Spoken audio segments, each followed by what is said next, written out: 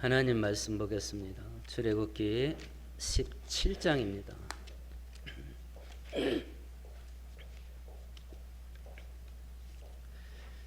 8절에서 16절까지입니다. 구약성경 108페이지입니다. 그때 아말렉이 와서 이스라엘과 르미딤에서 싸우니라.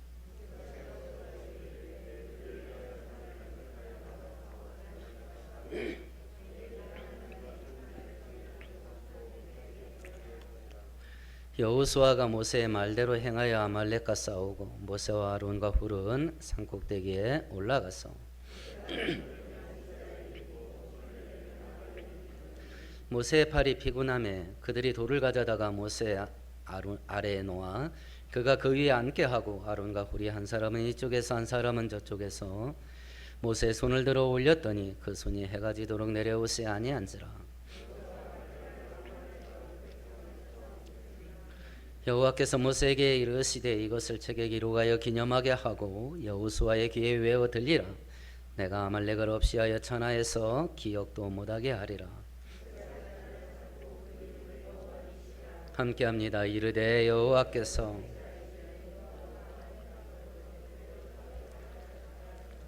아멘. 아멘.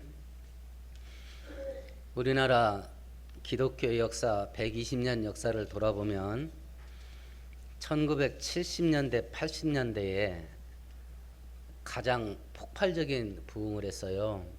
그때 한국 경제가 급성장하고 있을 때였죠. 한국 교회가 거기에 맞물려서 비약적으로 발전을 했습니다. 그러다가 1990년대에서는 전 세계 가장 큰 교회 100개 교회 중에 50개가 한국에 있었습니다. 그리고 이제 IMF가 터지면서 교회에도 위기가 오게 된 것인데, 많게 잡으면 기독교 인구 1000만이라 그럽니다. 우리 인구의 5분의 1이에요. 복음이 전래된 지 100년 만에 국가의 전 국민의 5분의 1을 예수 믿게 만든 나라는 기독교 역사 2000년 가운데 한국이 유일해요. 한국이 유일합니다.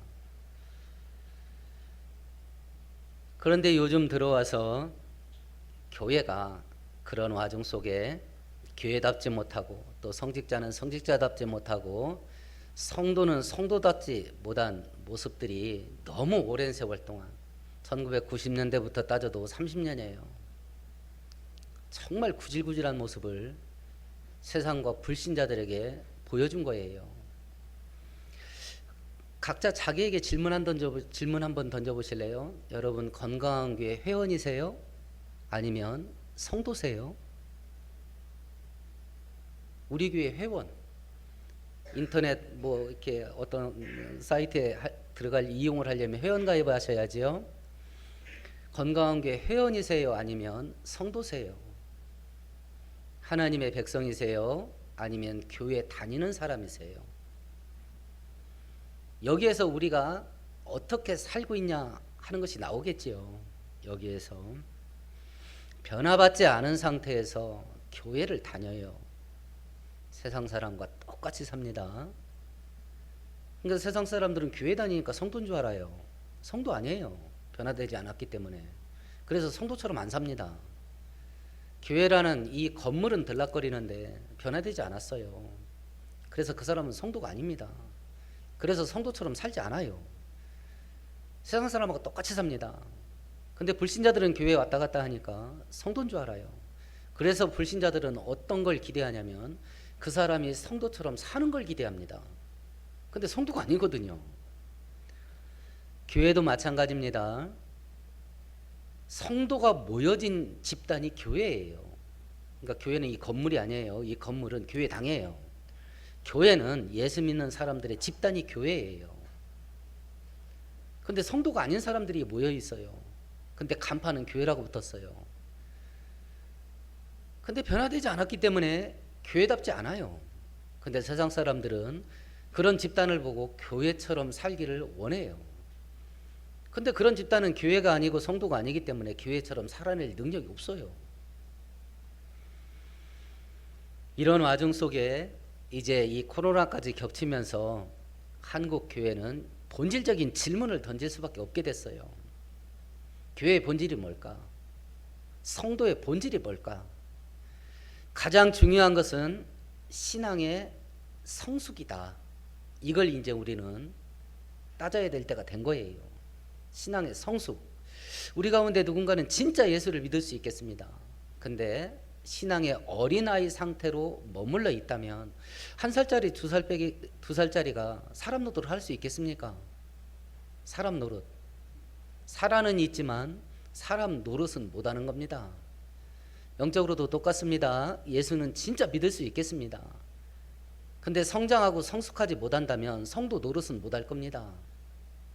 영적으로 거듭날 수는 있었겠으나 성도 노릇은 못할 겁니다. 어린아이로만 모여진 구성된 교회는 교회 노릇을 못할 겁니다. 무슨 행세를 하겠습니까? 그 와중에 성숙이라고 하는 것은 곡식이 알곡으로 여문 것을 말하는 것이요.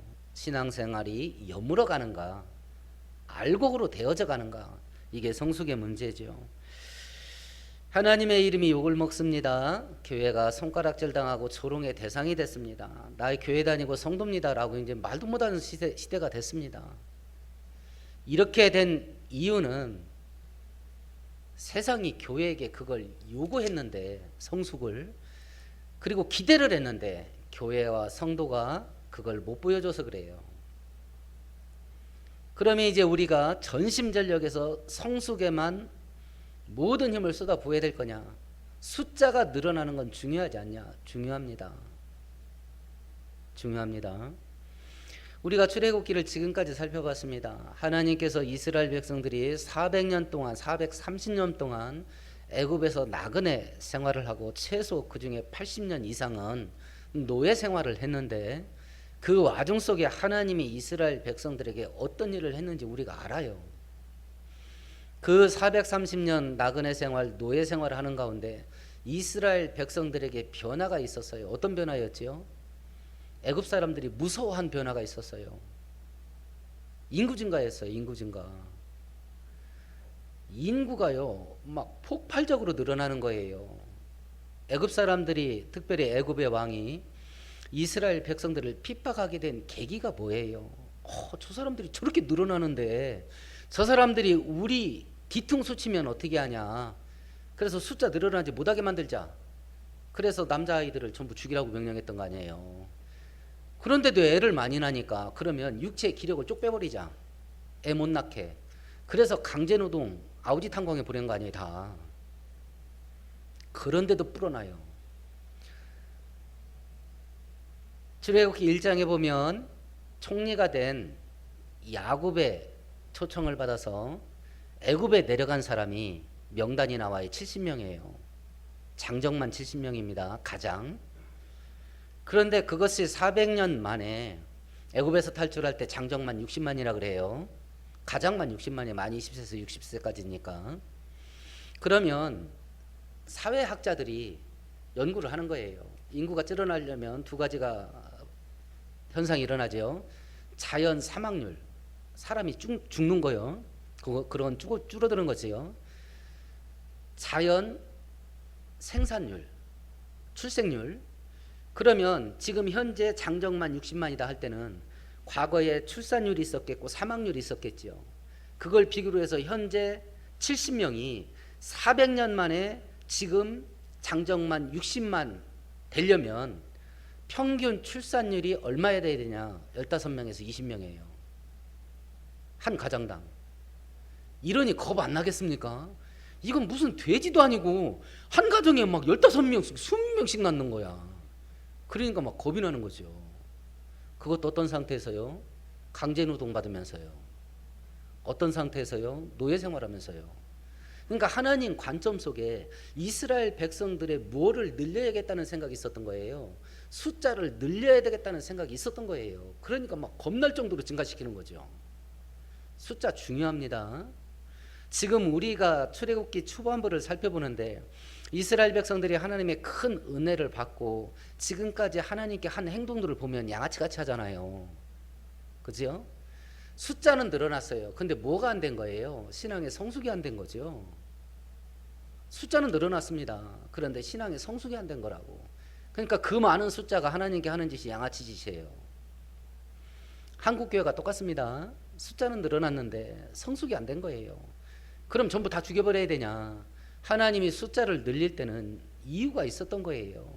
하나님의 백성, 이스라엘 백성들이 애굽에서 나올 때 뭐라고 표현되냐면 이스라엘 백성들을 부르는 하나님의 호칭이 달라져요.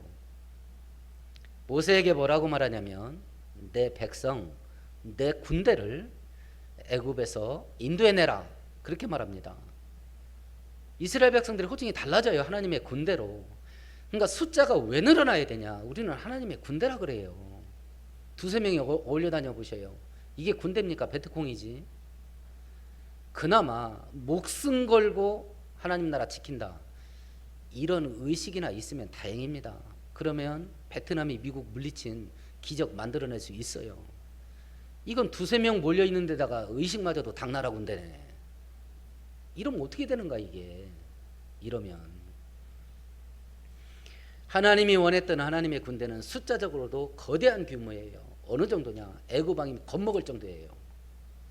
세상이 바라봤을 때 겁먹을 정도여야 돼요. 숫자면으로도. 그리고 그 강한 정도, 얼마나 강하냐? 성숙하고 강력해야 돼요. 숫자도 많아야 되지만 지금 이스라엘 백성들은 이게 어긋난 거예요. 하나님이 숫자는 불려줬는데 성숙이 없었던 거예요. 그러니까 지금 우리가 출애굽기 오늘 본문까지 오도록 이스라엘 백성들이 하나님 앞에서 그 엄청난 은혜를 받아놓고 그렇게 양아치 같은 짓을 할 수밖에 없었던 이유, 신앙의 미성숙이에요. 한국 교회가 똑같이 됐어요.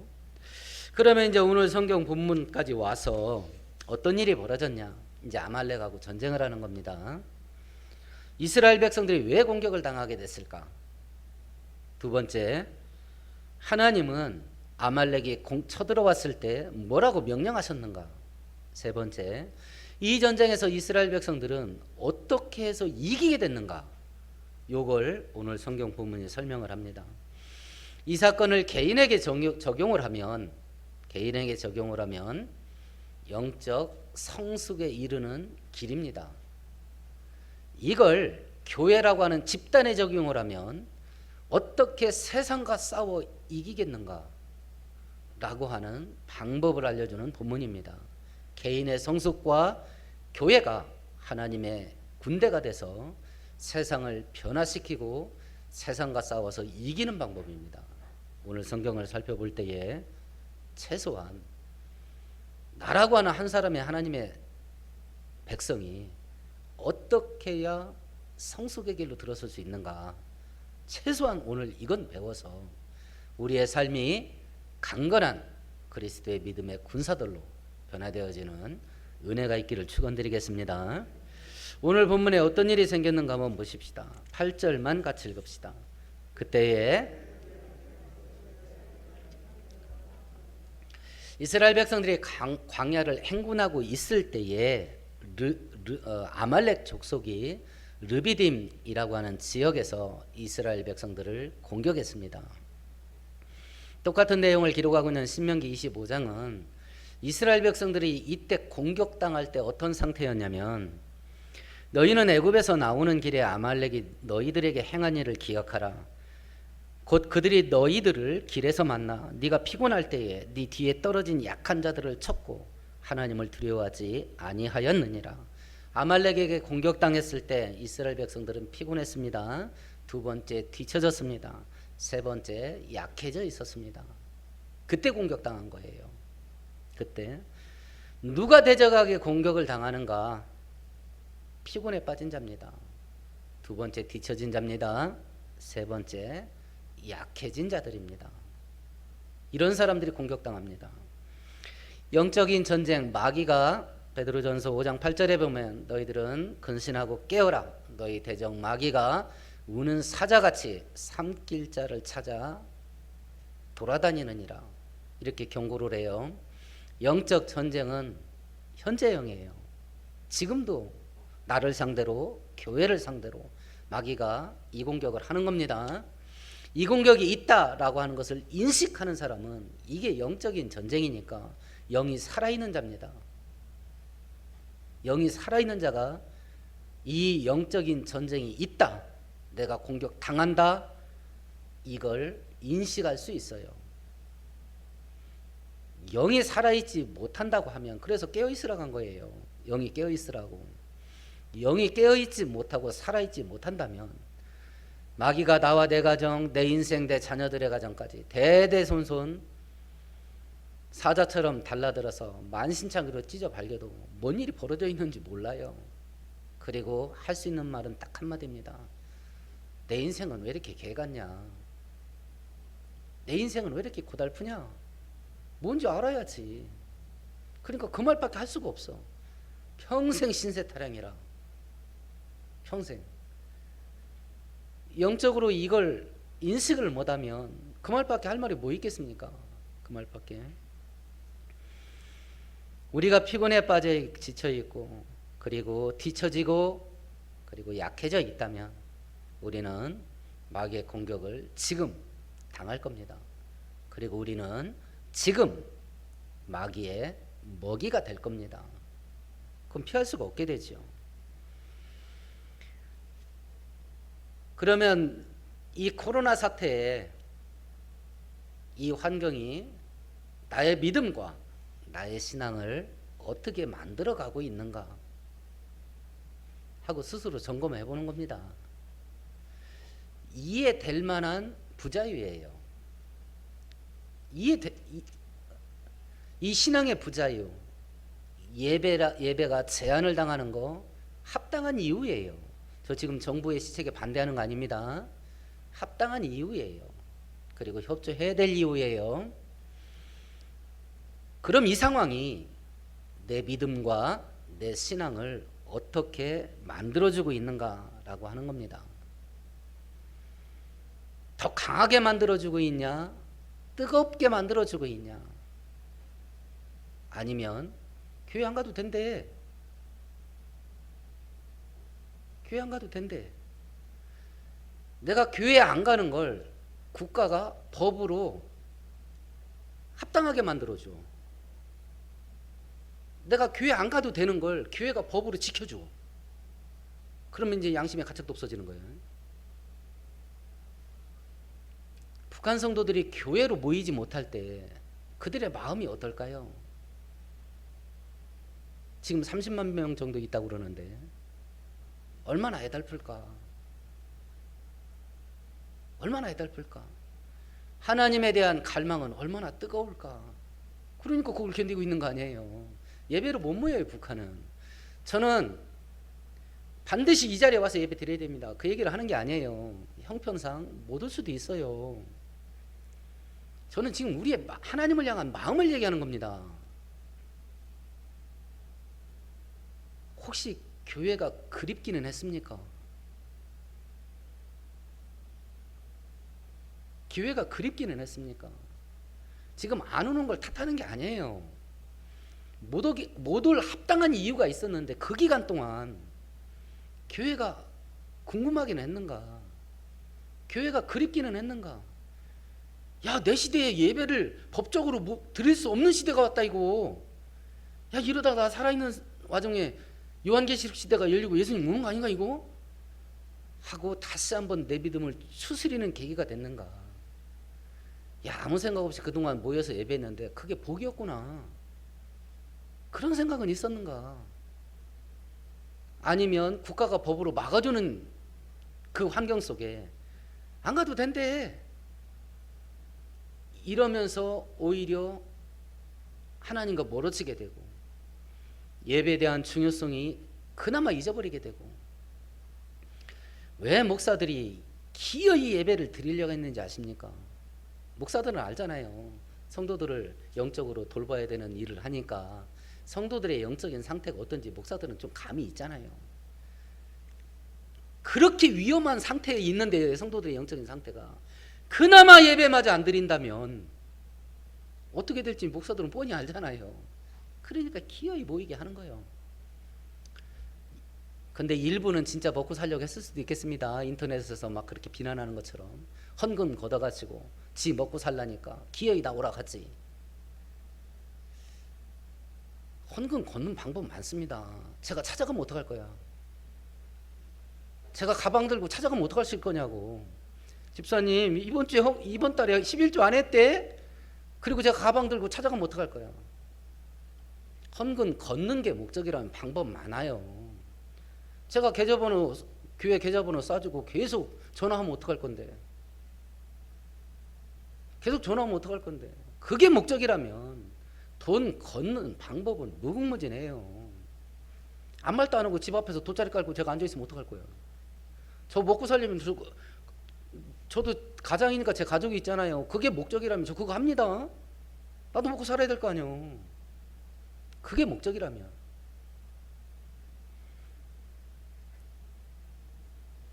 누가 공격을 당하는가?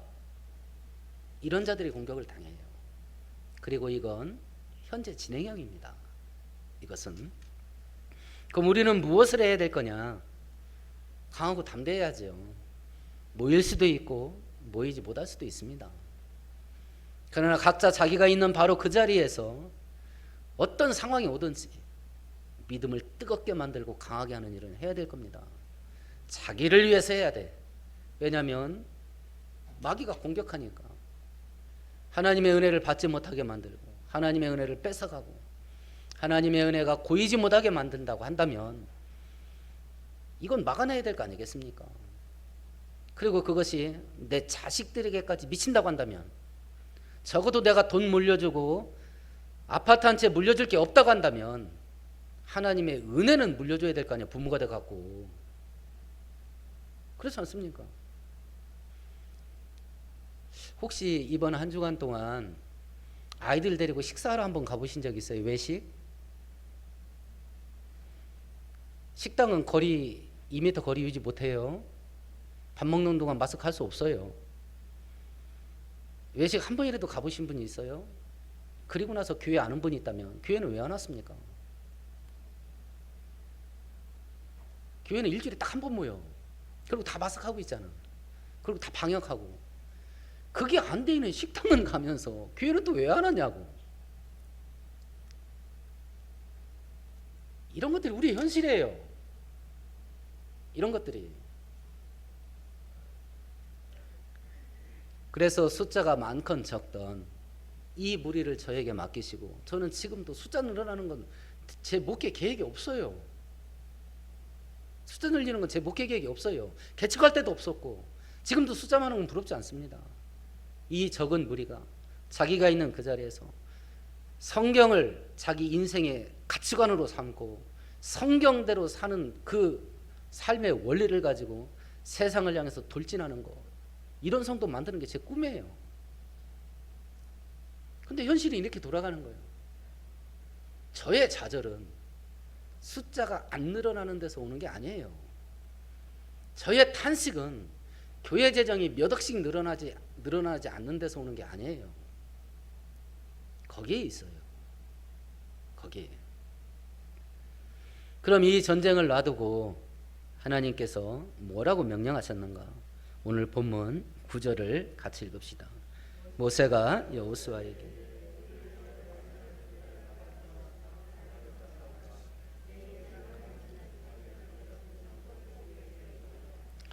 하나님이 뭐라고 말해요? 아말렉이 쳐들어왔을 때 싸우래요. 야, 이거 이상하다. 출애굽기 13장에 이스라엘 백성들이 애굽에서 탈출했을 때 해안길을 따라 무역 상인들이 왕래하는 왕의 도로라는 도로를 타고 올라가면 보름이면 가요. 가나안 땅까지. 그런데 홍해길로 돌이켰죠. 이유가 뭐였어요? 13장 17절에 그 길로 가면 누구를 만나요? 블레셋 사람들을 만나죠. 블레셋 사람들은 호전적인 사람들이에요. 전투의 달인들이에요. 그 조상이 바이킹이에요. 그래서 스칸디나비아 반도에서 활동을 하다가 배를 타고 그 한 갈래가 지중해까지 와서 가나안 땅에 정착한 걸로 봐요. 블레셋 족속이. 조상이 해적이에요. 싸움도 좋아하고 싸움도 잘합니다. 이런 사람들 만나서 전쟁을 만나면 도망갈까 봐 하나님이 전쟁을 피하게 하려고 홍해길로 돌이켰던 거예요. 자, 그러면 비교를 해보십시다. 출애굽기 13장에서는 하나님이 보실 때 이스라엘 백성들이 전쟁을 할 형편이 됐어요, 안 됐어요? 안 됐어요. 근데 지금은요. 지금 구절은 뭐 하라 해요? 싸우라 그래요. 그러면 싸울 형편이 됐단 얘기, 안 됐단 얘기예요? 됐단 얘기예요. 그러면 출애굽기 13장과 출애굽기 17장 9절까지 이 사이에 싸움을 할 수 없었던 이스라엘 백성들에게 어떤 일이 생겼길래 이제는 싸움을 할 수 있게 됐나라고 하는 거예요. 바로 이 과정이 개인적으로 내가 어떻게 해야 신앙이 성숙해질 수 있겠는가, 어떻게 해야 내 믿음이 강해질 수 있겠는가라는 질문의 대답이고, 교회가 집단적으로 악한 원수마귀와 흑암의 세력들, 그리고 그가 조작하고 통제를 하는 이 세상이라는 시스템과 싸워서 어떻게 해서 이길 수 있겠는가라는 질문에 대한 해답이에요. 그 첫 번째 이유가 뭐였냐면 16장으로 한번 가보십시다. 13장과 17장 사이에 있었던 변화들이 뭔가라고 하는 겁니다. 16장 4절 같이 읽습니다. 그때 여호와께서 모세에게 이르시되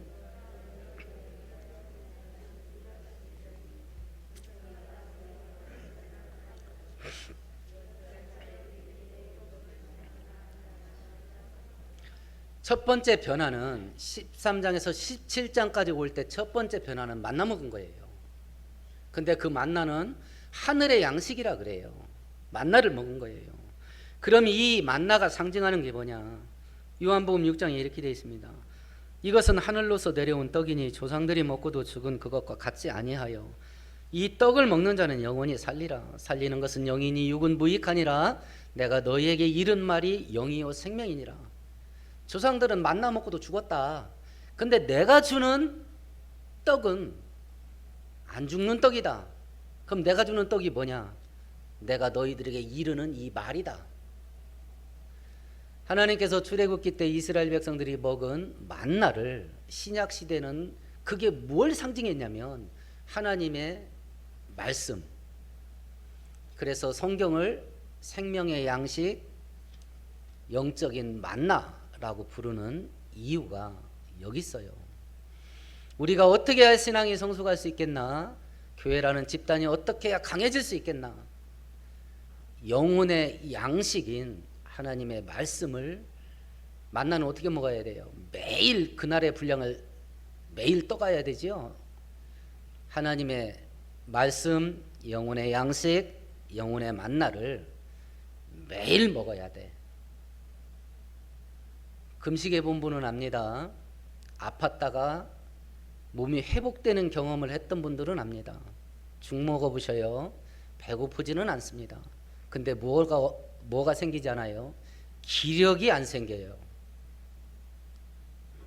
죽같이 하나님의 말씀을 먹는다. 그건 생명 유지용이야. 전투용이 아니야. 그건 나로 하여금 성도처럼 살아낼 힘을 주는 말씀이 아니에요. 죽은, 지금 여러분들이 듣는 건 죽이에요. 죽. 그러면 뼈다귀까지 씹어 먹을 수 있는 말씀은 뭐냐? 본인이 읽는 거예요. 본인이 배우는 것이고 본인이 연구하는 거예요. 시간 없다. 텔레비전, 스마트폰, 우리 한국 백성들은 평균 6시간 이상 써요. 시간 많아요. 시간은 남아 돕니다. 스마트폰 안에는 유튜브를 통해서 저 같은 허접한 목사가 가리킬 수가 없는 그런 수준 높은 강의가 죽을 때까지 들어도 남을 만큼 스마트폰 안에 들어있어요. 스마트폰을 재미용, 놀이용으로 쓰지 마시고 신앙 성숙용으로 쓰세요. 스마트폰을 우리에게 주신 귀중한 도구예요. 그 좋은 도구를 마귀는 재미용으로 쓰게 합니다. 똑같은 스마트폰인데. 그래서 첫 번째 우리가 해야 될 일이 뭐냐? 이 영혼의 양식을, 그것도 단단한 음식을 매일 먹어야 돼. 매일.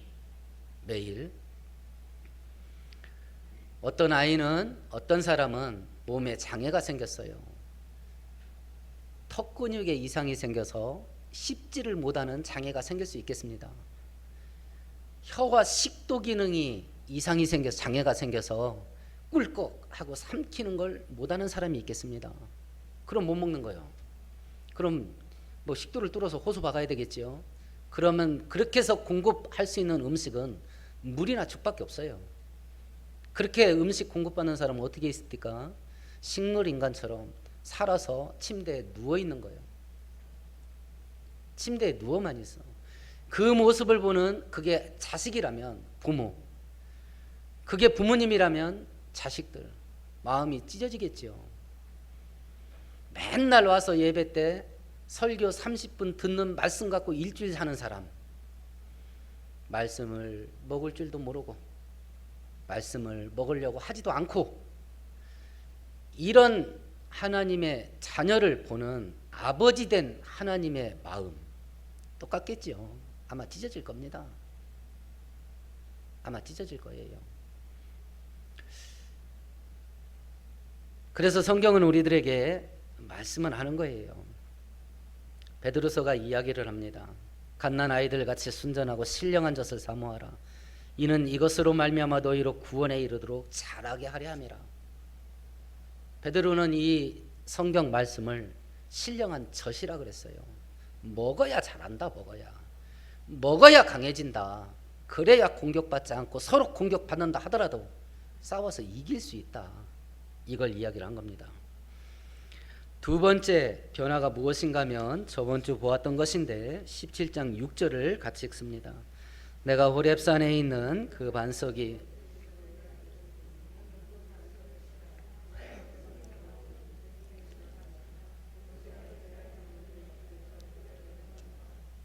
두 번째 변화는 반석에서 터진 생수를 마신 것입니다.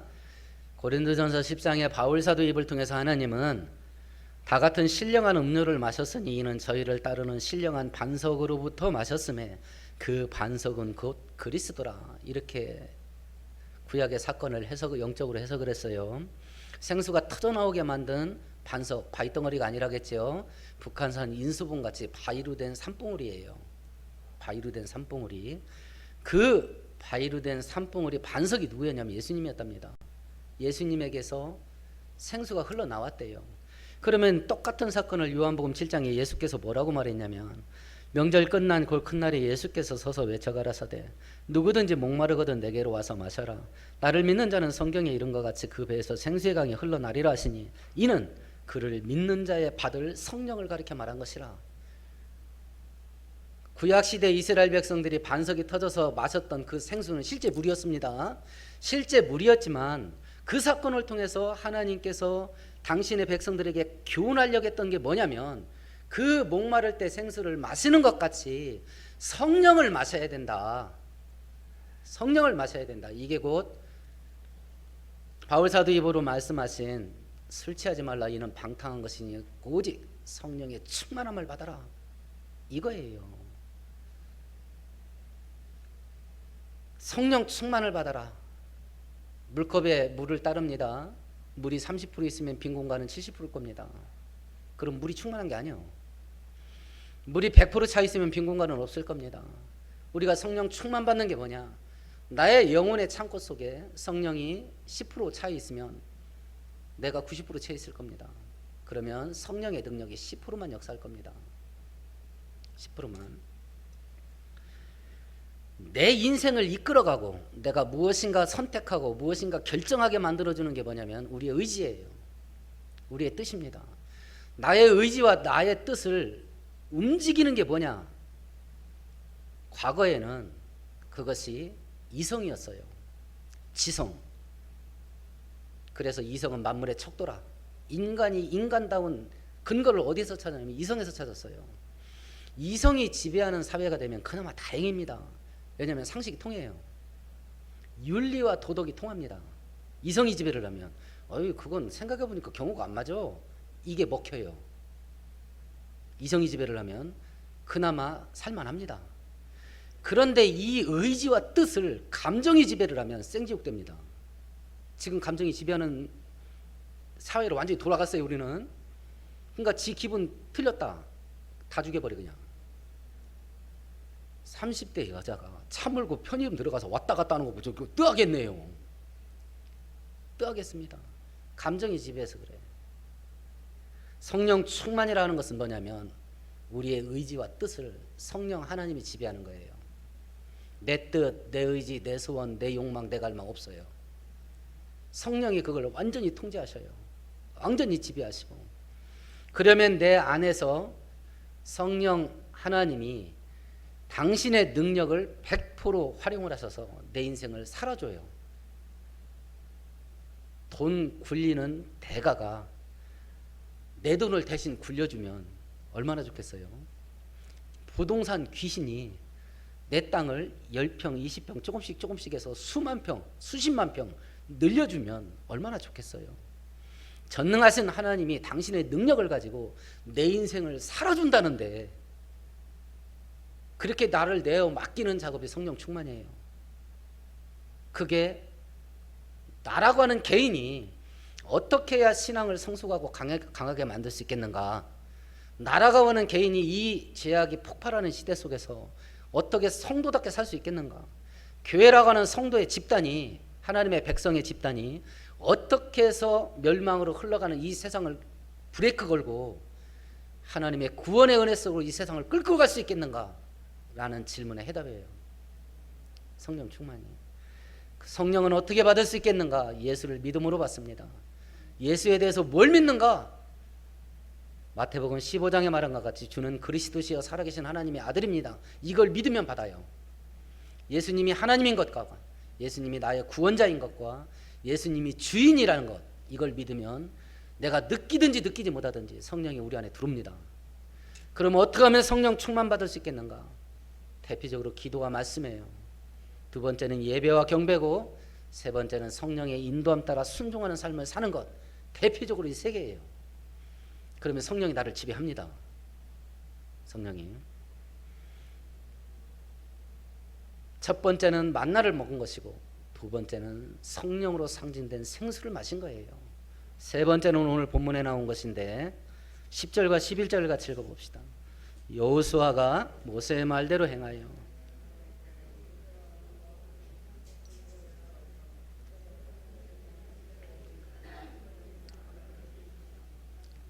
모세가 여호수아에게 군대를 모집해서 너는 나가서 전투를 해라. 나는 아론과 훌을 데리고 산꼭대기에 올라서 기도를 하마. 모세가 산꼭대기에 올라가서 손을 들고 기도를 합니다. 이스라엘 백성들이 싸워서 이깁니다. 막 피곤합니다. 팔을 내렸습니다. 이랬더니 막 난리가 난 거야. 이스라엘 백성들이 막 죽어나가기 시작하는 겁니다. 또 손을 듭니다. 피곤해서 내립니다. 또 집니다. 손들을 기도하면 이깁니다.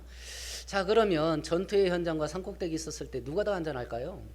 누가 더 편한 역할을 맡았을까요? 모세는 죽을 이유도 없고 여차하면 도망가기 쉽고 떨어져 있으니까. 진짜 사람이라면, 만일 전투 현장에 우리 가족이 있다면 산꼭대기에서 손들고 기도하는 게 쉽겠습니까? 아이고, 칼 들고 밑에 내려가서 싸우고 말지. 그죠? 그러면 이 전쟁의 최전선이 여호수아가 칼 들고 쌈질하는 평야지대겠습니까? 모세가 손들고 기도하는 기도자리겠습니까? 전쟁의 최전선, 우리 38선이 어디겠어요? 모세가 기도하는 자리죠. 거기서 기도가 되냐 안 되냐에 따라서 밑에서 이기냐 지냐가 결정되니까. 세 번째, 영이 강해지고 믿음이 성숙하고 싸워서 이기게 만드는 요인이 뭐냐? 강한 기도예요. 강한 기도. 기도에서 먼저 이기면 밑에서 이깁니다. 현장에서. 기도 싸움에서 이기지 못하면 현장에서 패배합니다. 똑같은 원리로 내가 기도 싸움에서 승리하지 못하면 아침에 출근해서 질퍽거리고 삽니다. 똑같은 원리로. 교회도 마찬가지입니다. 기도 싸움에서 승리하지 못하면 세상과 싸움에 교회는 패배할 수밖에 없어요. 돈 버는 자리가 어딘가? 돈 버는 자리. 내 가게인가? 내 회사인가? 어떻게 돈 벌 수 있는가? 기획 회의하는 그 회의 자리인가?